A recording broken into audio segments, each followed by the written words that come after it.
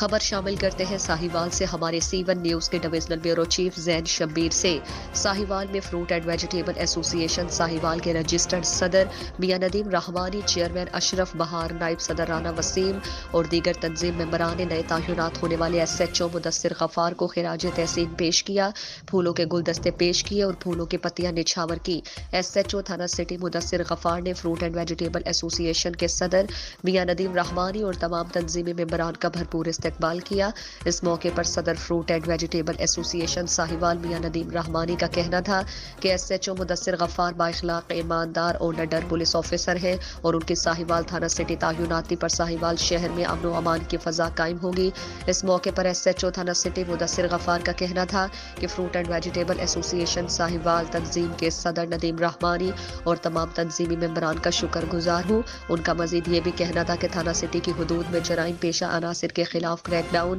بھرپور انداز میں جاری رکھوں گا اور اپنی ڈیوٹی عوام الناس کی خدمت کے لیے سر انجام دوں گا۔ آئیے آپ کو براہ راست لیے چلتے ہیں تھانہ سٹی ساہیوال، جہاں فروٹ اینڈ ویجیٹیبل ایسوسی ایشن کے ممبران میڈیا سے گفتگو کر رہے ہیں۔